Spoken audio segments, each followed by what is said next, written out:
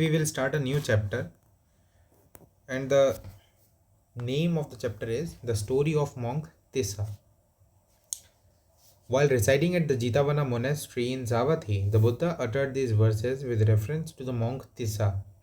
Tissa, son of the Buddha's maternal aunt, was at one time staying with the Buddha. He had become a monk only in his old age, but he posed as a senior monk and was very pleased when visiting monks asked his permission to do some service for him. On the other hand, he failed to perform the duties expected of junior monks. Besides, he often quarreled with the younger monk. Should anyone scold him on account of his behavior, he would go complaining to the Buddha, shedding tears, very much dissatisfied with and very upset. Once the teacher asked him, Tissa, why have you come to me so sad and sorrowful with tears in your eyes, weeping? The other monks had discussed among themselves, if he goes alone, he may cause trouble. So they too went along with him, paid respect to the teacher, and sat down respectfully on the one side. Tessa answered the teacher's question, Venerable, these monks are abusing me. The teacher asked, But where are you sitting? In the center of the monastery, in the hall of state. Venerable, did you see these monks when they came? Yes, Venerable, I saw them. Did you rise and go to meet them? No, Venerable, I did not. Did you offer to take their monastic utensils? No, Venerable, I did not offer to take them. Tessa, do not act thus. You alone are to be blamed. Ask their pardon. I will not ask their pardon, Venerable. The monk said to the teacher, He is an inflexible, rigid monk. Venerable. The teacher replied, Monks, this is not the first time he has proved rigidness. He was rigid also in a previous state of existence. We know all about his present rigidity. Venerable, but when did he do in previous state of existence? Well then, Monk listened, said the teacher. So saying, he told the following story. Once upon a time, when a certain king re- reigned at Banaras, an ascetic named Devala, who had resided for 8 months in the Himalaya country, desiring to reside near the city. During the 4 month of the rain, for salt and vinegar returned from the Himalayas. Seeing two boys at the gate of the city, he asked them, Where do monks who come to this city spend the night? In the potter's hall, Venerable. So Devala went to the potter's hall, stopped at the door, and said, If it is agreeable to you, Bhagava, I would like to spend one night in your hall. The potter turned over the hall to him, saying, I have no work going on in the hall at night, and the hall is large one. Spend the night here as you please, Venerable. No sooner had Devala entered the hall and sat down, another ascetic named Narada, returning from the Himalayas, asked the potter for a night's lodging. The potter thought to himself, ascetic who arrived first may or may not be willing to spend the night with him. I will therefore relieve myself of responsibility. So he said to the ascetic who had just arrived, Venerable, if the ascetic who arrived first approves of it, if spend the night at your place. So Narada approached Devala and said, Teacher, if it is agreeable to you, I would like to spend one night here. Devala replied, the hall is large one, therefore come in and spend the night on one side. So Narada went in and sat down beside the ascetic who had gone in before him. Both exchanged friendly greetings. When it was bedtime, Narada noted carefully the place where Devala lay and the position of the door and lay down. But when Devala lay down, instead of lying down in his proper place, he lay down directly across the doorway. The result was that when Narada went out at night, he trod on Devala's matted logs. Thereupon Devala cried out, Who is treading on my logs? Narada replied, Teacher, it is I. False ascetic, said Devala. You come from the forest and tread on my logs. Teacher, I did not know that you were lying here. Please pardon me. Narada then went out, leaving Devala weeping as if his heart would break. Devala thought to himself, I will not let him tread on me. when he became sin also. So he returned around and lay down, placing his head where his feet had been before. When Narada came in, he thought to himself, the first time I injured the teacher, this time I go in past his feet.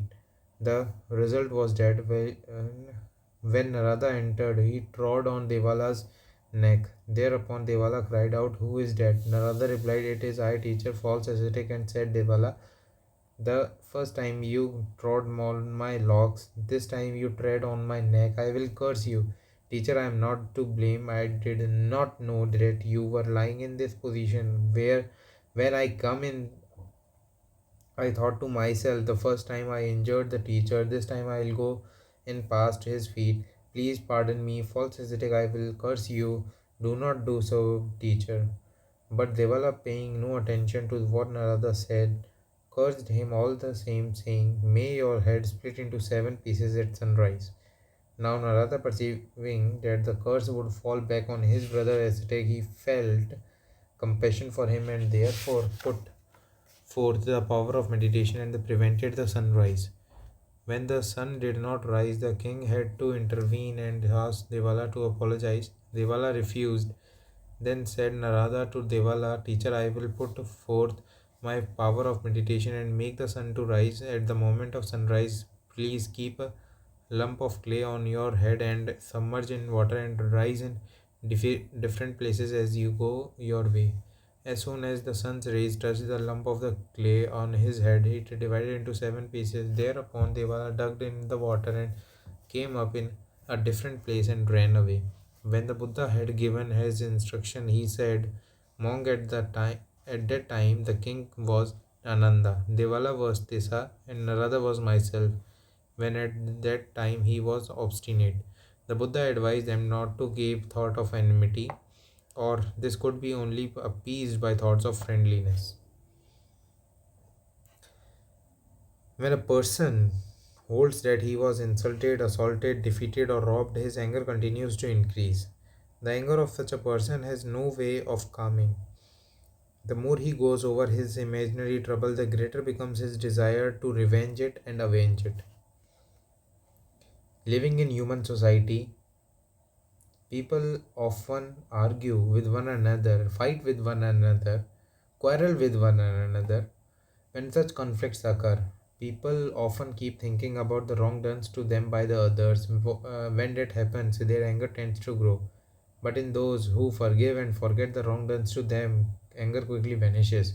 They are then at peace. This pair of verses reveals a psychological principle that is basic to the emotional control. Emotion is an excitement of the body that begins with a thought.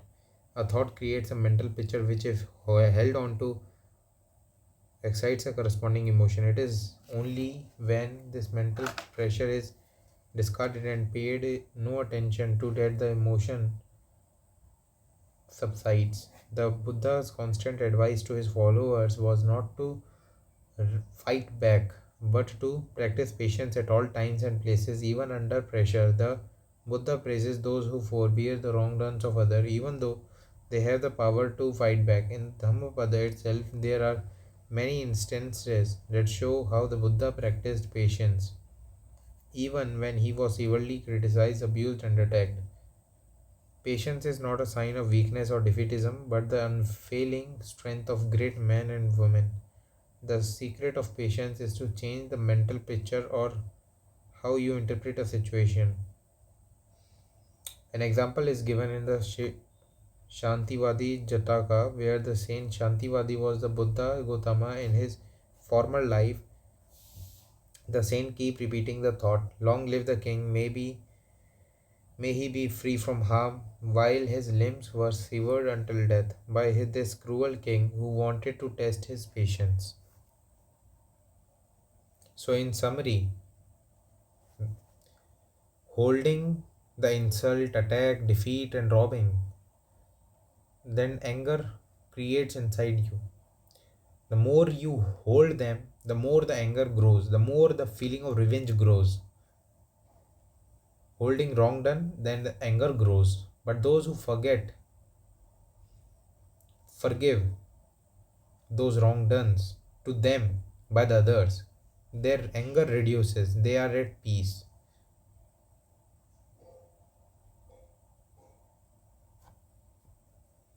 So forgive, forget the wrong done by the others, and then you will be at peace and your anger will be reduced. Namo Buddhaya.